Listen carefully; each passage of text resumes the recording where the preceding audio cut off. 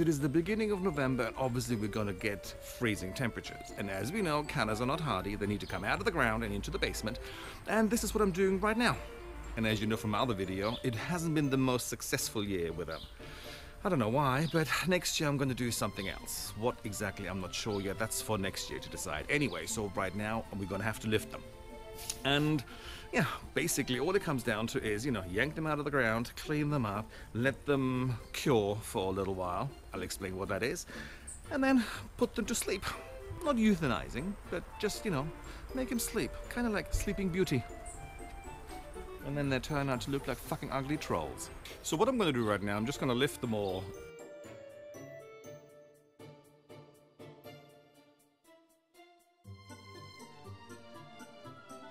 So when I lift them, I leave the foliage on because obviously it's easy to grab them and then to basically yank them out. Don't just yank them out of the ground.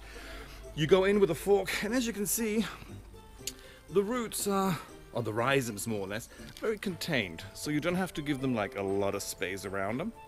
So just go in about, I don't know, wherever that is, 3-4 centimeters apart, on the side of the foliage, and then dig them up. They don't grow very deep either.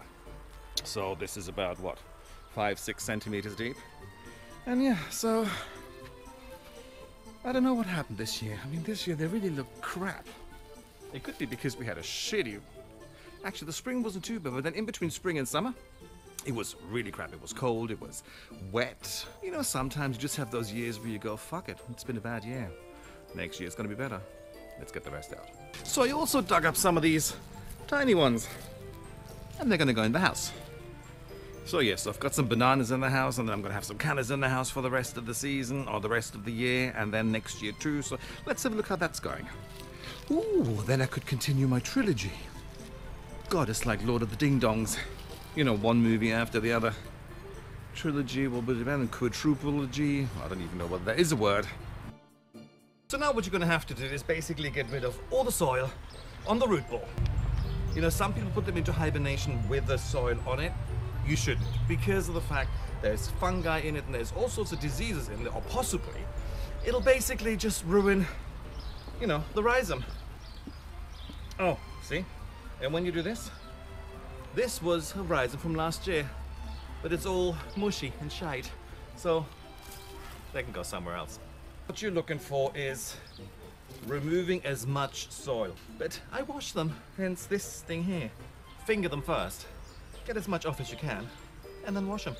What I meant earlier on by curing them, I'm not quite sure exactly if that's the word you should be using, but what I do after I wash them and I cut all the leaves and all the foliage off, then I put them in the basement and let them sit there for a few days to really dry out as much as they can.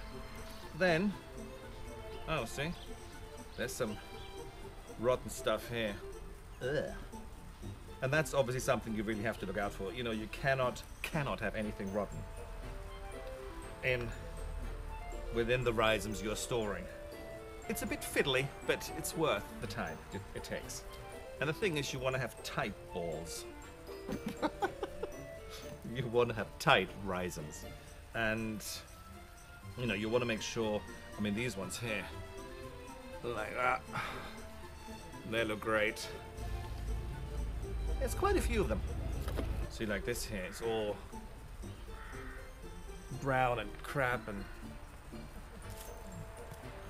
let's just get on with this. And yes, I'm using a little bit of warm water, because I'm a pussy.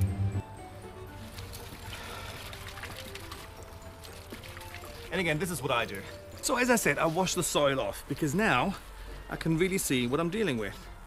It's like what needs to be cut off, what can stay.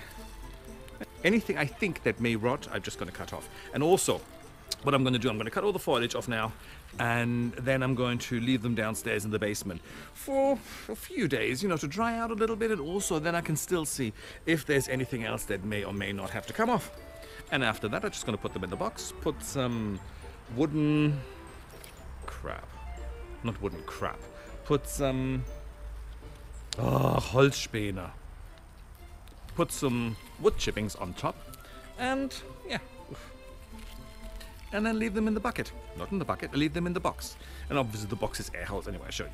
So yeah, Anyway, let's cut off the foliage. So this is what they look like now. And I'm going to take them into the basement and let them dry out for a few days. So this is the stuff I use to, cover my canna rhizomes in. So it's small animal bedding. I don't know. It's, very fine wood chip, and I guess if you have little animals, you know exactly what I'm talking about, these sort of things. We do not. We have children instead. And yeah, so this stuff. All fine wood chip. So it's been, what? It's been 5 days that I had my cannas sitting down here. And here they are. Sad as they may look, but you know what? That's just the way it goes. Anyway, so they're completely dried up and... not dried up, they're completely dried out. And I had a look and everything seems to be fine. So you know what? Now it's just getting to the point that you have to put them into a box. Wow. Obviously, there's a hole there, and there's holes on the side here, so, it's nothing too complicated. So, I'll put the wood chip in here, and now we'll just actually, put it, let me show you. A layer of wood chip, and in go the rhizomes. Much of the same thing, so now you're going to put the other cannas on top, then you put another layer, and another canna, and then you just... close it up. I'll put a little bit of tape on it, but not necessary. And then store this somewhere dry and cool.